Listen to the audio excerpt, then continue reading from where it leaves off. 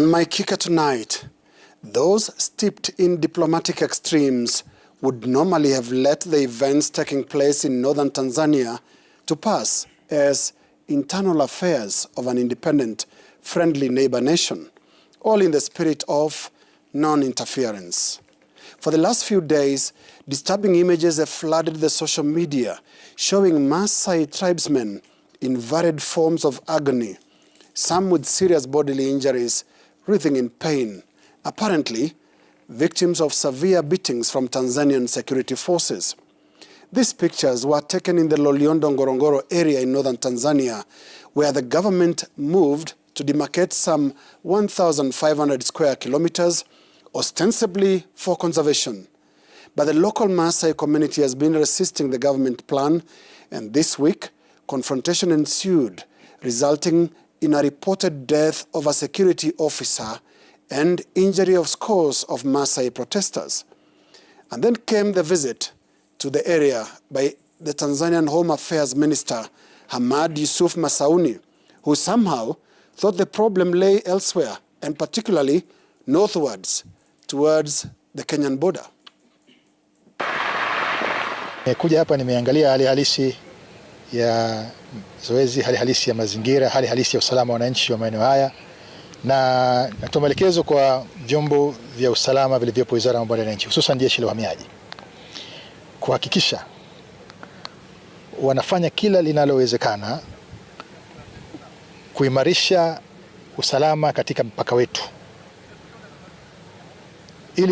ili kuepusha uingiaji wa raia ambao wa kigeni katika nchi hii kinyume na utaratibu, na kwamba mtu yote ambaye ataingia kutoka nchi yoyote kupitia mpaka huu wa Loliondo, mpaka mengine, lakini leo niko hapa nazungumza specifically kwa jambo hili mahsusi lililotokezea hapa, na kwa dhamira njema ya kuepusha uchonganishi na uchochezi katika nchi yetu wa raia yoyote kutoka popote. Nataka nielekeze vyombo hivi vya Jeshi la Uhamiaji kuja na mkakati kabambe na mahsusi wa kudhibiti uingiaji na utokaji wa wageni katika mpaka, hususan katika mpaka huu wa eneo hili la Loliondo. Uchonganishi na uchochezi, that's something to do with incitement. Now, besides the directive for tougher control of the border with Kenya, Minister Masauni turned internal with a not so subtle order for a crackdown on certain, I presume, Tanzanian non-governmental organizations. Maelekezo yangu ni kwamba uhakiki ufanyike na uchunguzi ufanyike wa kina wa NGO zote zinazooperate hapa, na kuhakikisha kwamba taasisi hizo zilizopewa vibali vya kufanya kazi yake katika nchi yetu, hususan katika eneo hili, wanafanya kazi yao kwa mujibu wa sheria na kwa mujibu wa katiba zao, na kwamba shughuli zao kwa namna yoyote hazipelekei katika kuelekea kuvunja usalama wa nchi yetu. Na ikibainika kwamba kuna taasisi yoyote ya kiraia au asasi yoyote ama NGO yoyote inafanya shughuli zake kinyume na hayo ambayo nimeeleza na inaathiri usalama wa nchi yetu, basi hatua kali za kisheria zichukuliwe dhidi ya taasisi hiyo. Now, border control and NGOs will certainly feel the heat of the ministerial directives, but this truly digresses from the real issue, which is the unnecessary embarrassment Tanzania is currently having to experience as a result of the events in Ngorongoro, Loliondo. In the last 2 days, the United Nations Human Rights Commission has expressed concern over violation of human rights, and the Tanzanian representative in Geneva was already put to her defense. Details of the evictions have also been a long-running embarrassment for Tanzania. Apparently, the land in question was leased to a United Arab Emirates-based company that is reportedly associated with the royal family there.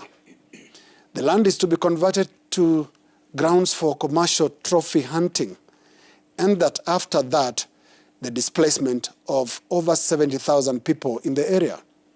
The events in northern Tanzania may well be described as out of character for a country that prides itself in national values of humanism, utu, and brotherhood, undugu.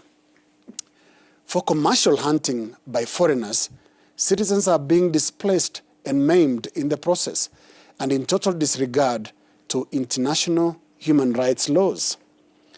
Though Home Affairs Minister Masauni directed his sights on the international borders and local NGOs, it is the looking inwards and the examination of both the national and personal conscience in Tanzania that would truly reveal what a moral outrage, what a racial disgrace, what an internal shame, and what an external contradiction the Loliondo evictions have been. Sio usalama wala uhifadhi, ni aibu. That is my kicker.